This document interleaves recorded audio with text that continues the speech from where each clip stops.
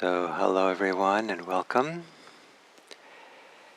And this week, so far these morning meditation, I'm introducing uh, antidotes to the way minds can often get preoccupied by all kinds of things, but certainly by our stories the mind makes, the beliefs we have, the biases and preferences we have, how attention and what attention focuses on, and attachments to emotions and feelings and comfort and discomfort, pleasure and pain, all kinds of things that the mind gets locked into. And an alternative to that is to have an awareness that has some sense of being part of the whole, inclusive awareness that I talked about on the first day. And the second day, yesterday, talking about peaceful, to be attuned to the peace that's larger or more encompassing than any particular focus or attachment of the mind. And today, like the alternative I would like to offer is a primary characteristic of vipassana practice, insight practice, and that is clarity. Vipassana means to see clearly. The prefix V means kind of an emphatic prefix, like really see, and so we could call that clear seeing, but to have a sense of clarity. And often we do not have clarity. We're seeing through the clouds of delusion, clouds of preoccupations, thoughts, memories, biases, preferences, all kinds of things which we see through. We also see through our belief systems and our ideas of who I am, who you are, self and other, that it's so deeply integral to our whole sense of being that we don't even don't see that we're seeing through those lenses. We don't understand that we see through those lenses. And in insight, we're looking to how to clean those lenses, maybe even take off the glasses, so for those who have good sight, like I don't, to see clearly. And the particular angle I'd like to use for this morning's meditation is that rather than trying to use the windshield wipers of the mind to clear away and see clearly, the task is to discover what you can see clearly and be content with that. So if there's a lot of fog, a lot of preoccupation, a lot of confusion and chaos, that we would clearly see chaos, confusion. If there's a lot of anger and resentment, and everything is seen through that lens, what can you see clearly? What can you be clearly know? And maybe what you can know is that there's anger, there's resentment. That can be clearly known. If there's confusion, if there is nothing can be clearly seen. It just seems like there's a broad fog, broad stupor or something. Maybe in a kind of way that can be known clearly. Oh, today I cannot see clearly. It's all vague. And so no matter what is happening, what can you recognize that seems clean and clear, and oh, that's how it is. That so rather than trying to see clearly, what is available, what can be seen clearly, and so if we're following our breath, and the breath seems vague or distant, we can see clearly that's the case. We can see clearly, well, this is vague and distant. Or we can see the mind keeps slipping off, or there can be a sense of slipperiness around trying to stay with the breath, and so trying to see the breath clearly. But that might not be the point. The point is to see the slipperiness of attention, that it keeps sliding off. It keeps sliding off. So what can you see clearly? And then when you recognize what that is, spend some time appreciating this. I know. This is clear. Clear enough. And that clarity is always a factor of the present moment. That clarity is always about what's happening now. And so if you have clarity about what happened yesterday in some discussion you had with someone that was difficult, now you understand the pieces of it. That's not the clarity we're looking for. We're looking for the clarity that says, oh, this is understanding what happened. This is what happened. I'm clear that the mind now has understood yesterday's conversation. So it's always returning to the present. What can we be clear about now? And then kind of taking refuge in that clarity, appreciating it, relaxing with it, resting in it, riding in it. Stay close to it. Stay close to finding where it's clear. And if you're staying primarily with the breath, which I recommend, have clarity about how it is, not how it should be with the breath. And so whatever your experience of mindfulness of breathing is, what can you be clear about that experience, about yourself being mindful of breathing? And how does that clarity keep you in the present flow, present moment? So, assuming a meditation posture, gently closing the eyes, and simply sitting here with the eyes closed. In the simplest possible way, without analysis or figuring anything out.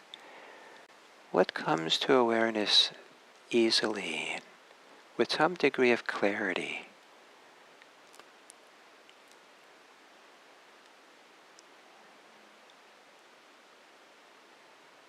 What experiences of the body are most clear, most obvious?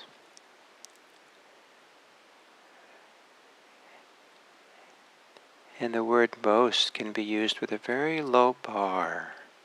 Just whatever happens to be clearest. Even if that clearest is not so clear in some other standard.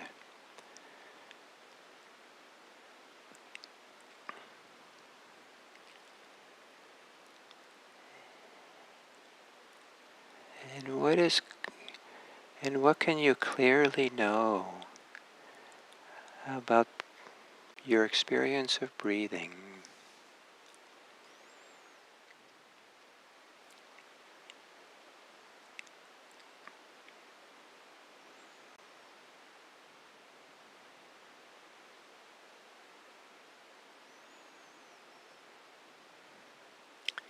If what you know about breathing is that there are thoughts and preoccupations that are pulling you away from it, what clarity of knowing, seeing can you have about the distracted mind?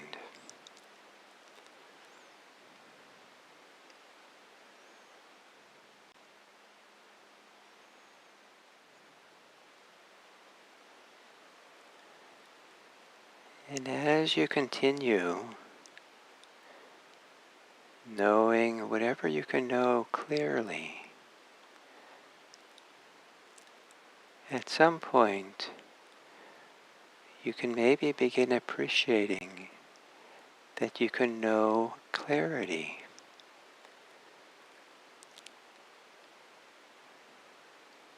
You can have a feeling, a sense of what it's like for there to be clarity in the mind about something. Not clarity of understanding abstract concepts about stuff, but clarity about the basic, simple sensations, experience, knowing of what is.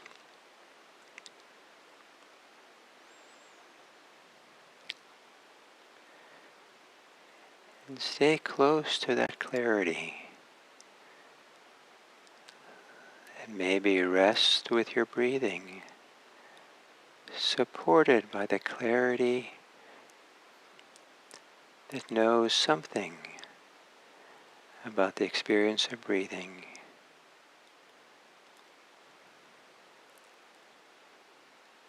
One breath at a time. One in-breath at a time. One out-breath at a time. Just here, just now. A clarity that helps quiet the thinking mind.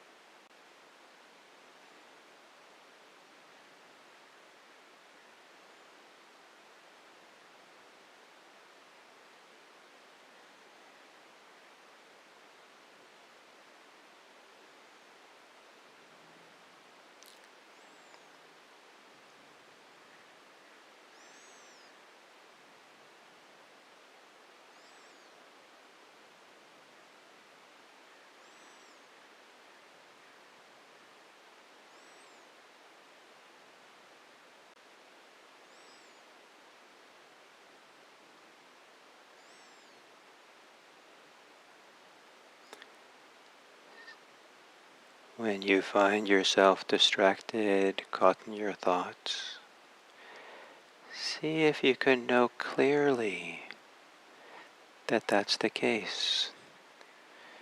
Know as clear as possible, as is easy, that thinking has overridden clarity, that clear attention to the present has been lost or has been crowded out by thinking.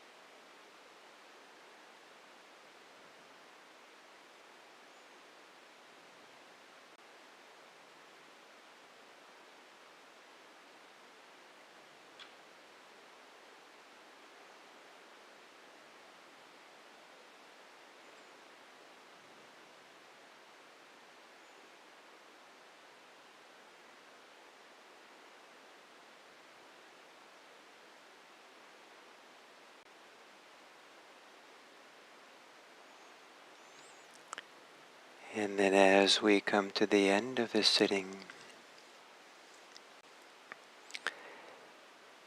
with whatever settledness or calm or whatever that's, has happened in these minutes of meditating, do you have a little bit more access to the idea of clear awareness? Awareness which is, and knowing which is very, very simple. The simplest, clearest knowing of what is happening now that doesn't require abstract understanding, analysis, preferences, being for or against, judgments.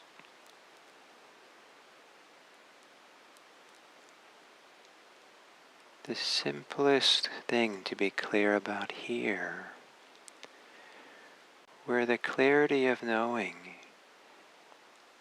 feels valuable, feels satisfying, delightful, feels like something valuable in and of itself, because for a moment or two in the knowing, there is no entanglement.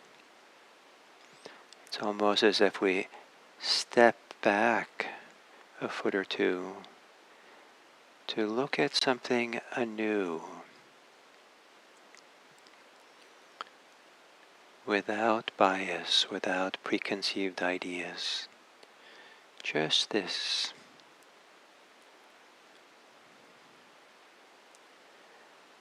And imagine offering that kind of clear knowing, clear presence to a friend, a stranger, a neighbor, to others.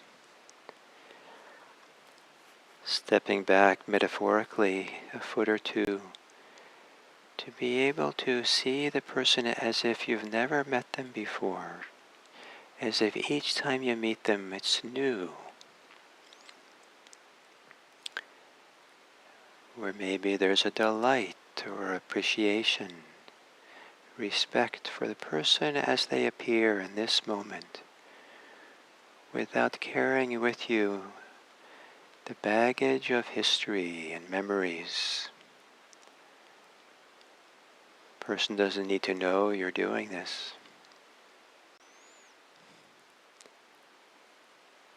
To know someone else with whatever capacity of clarity that you have.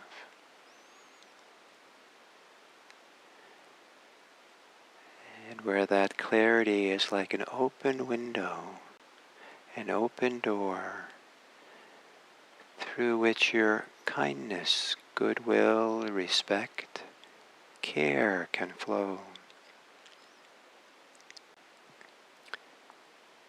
Wishing, offering the other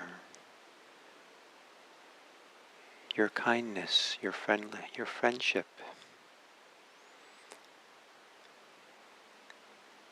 Living in this world with care for all beings. May all beings be happy. May all beings be safe. May all beings be peaceful. May all beings be free.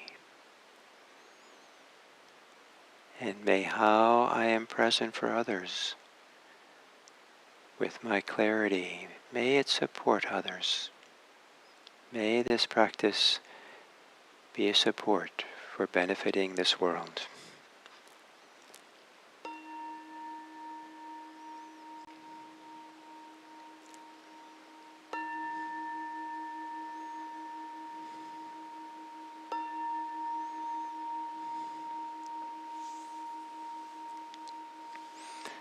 Thank you.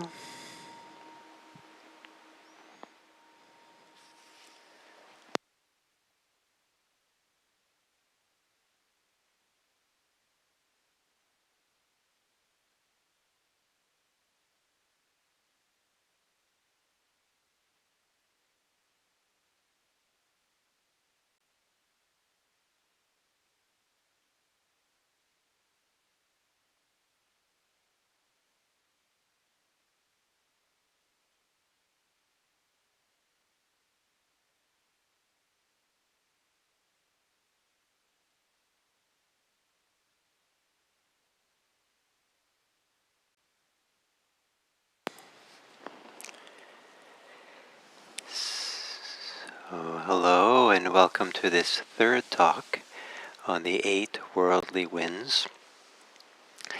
And the context I'm trying to offer these teachings is that there is an alternative to the 8 worldly winds that we can discover through doing Buddhist practice, through doing maybe many things. It doesn't have to be Buddhism, but we can discover an ability to feel a deep sense of happiness, contentment, peace, clarity, sense of wholeness. We can discover a kind of simplicity of being that comes from not being caught in preoccupations, caught in distractions, not being caught up in navigating the world through what's good and what's bad for me, myself, and mine.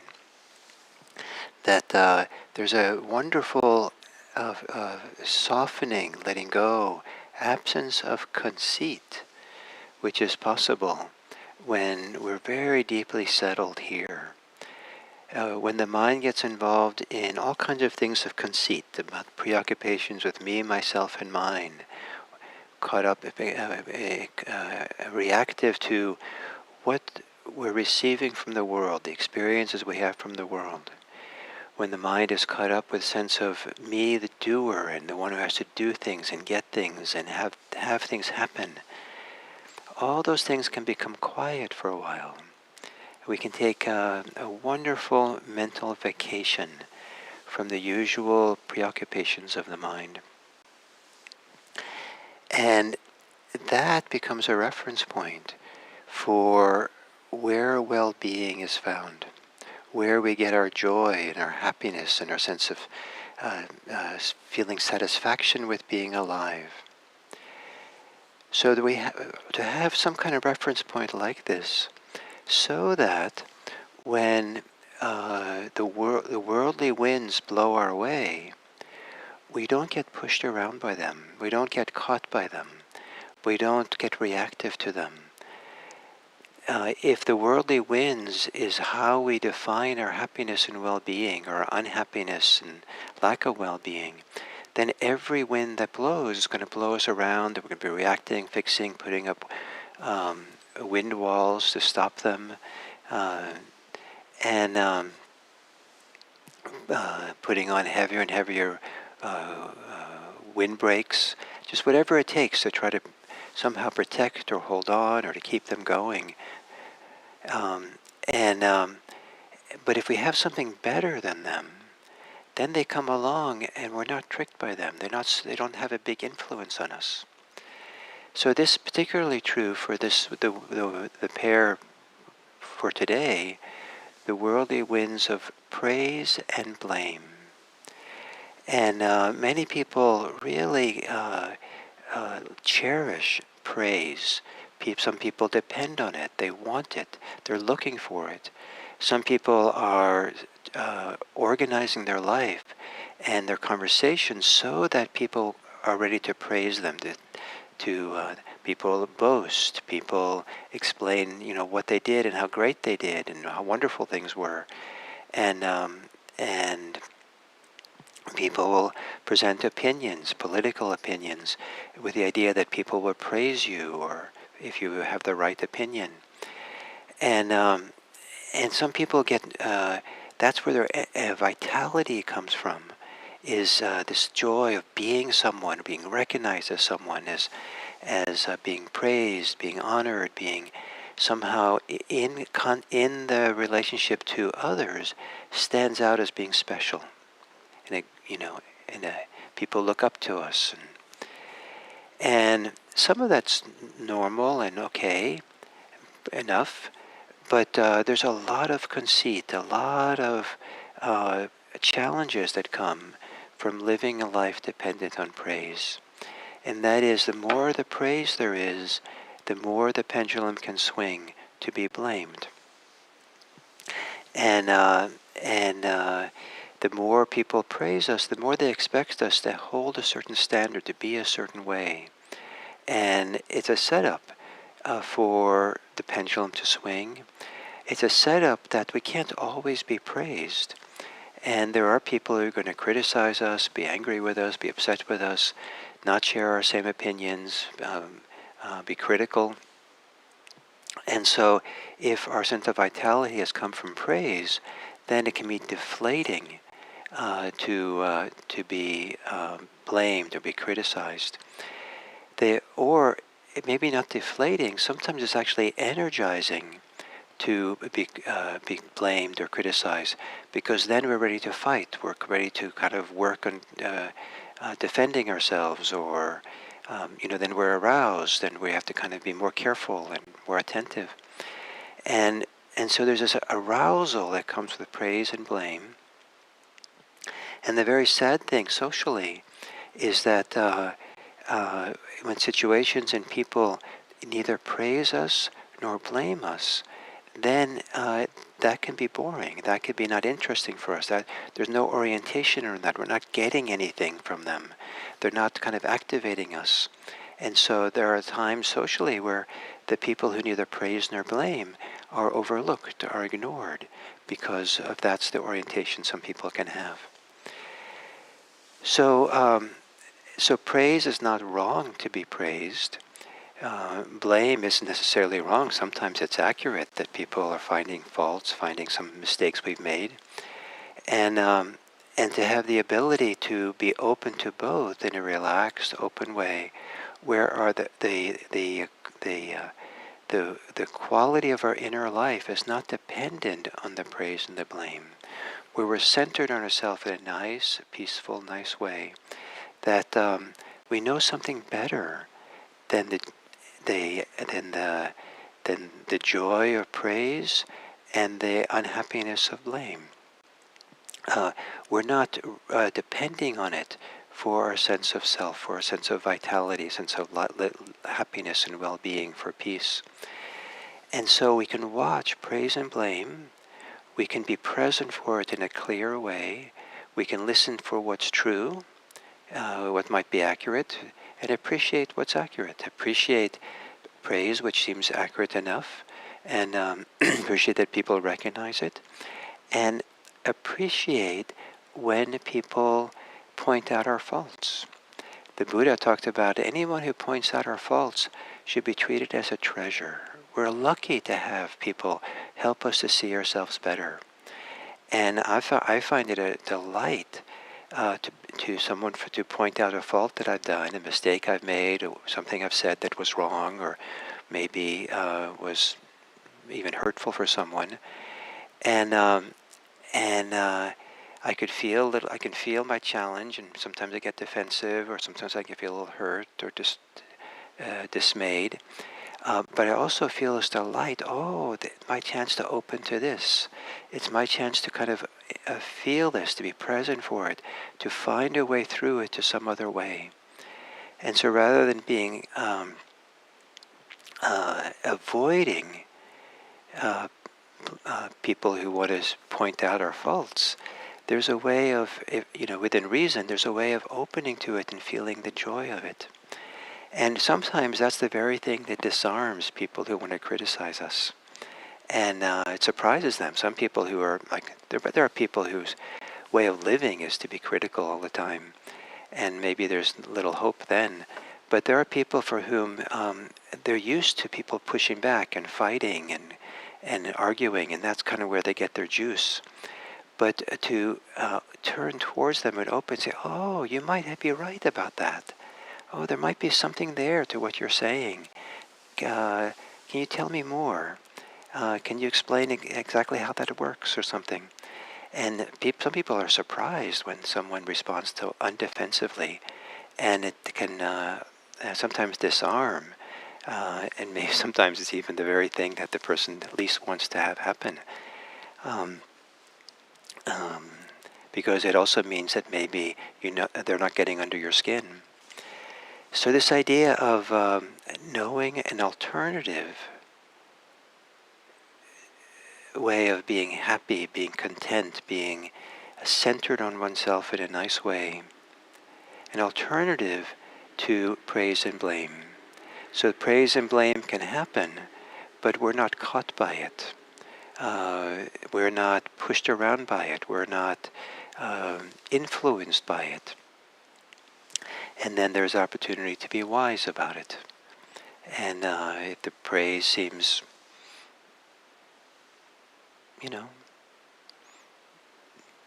neutral, okay, okay, thank you for the praise, and just let it go right by.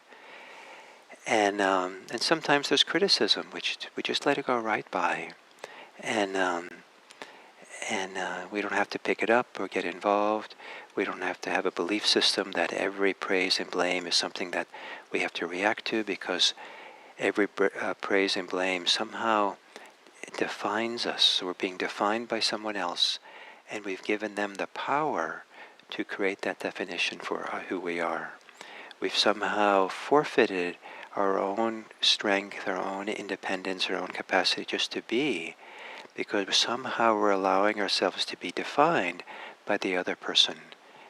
And maybe we feel, and either we want to get attached to that or go along with it and want more of it, and we try to organize our life that way, or we try to defend ourselves or criticize or counter it in some way.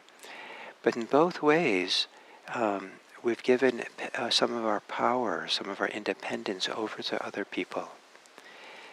How about receiving praise and blame and not giving the other person so much power over you, over us? So,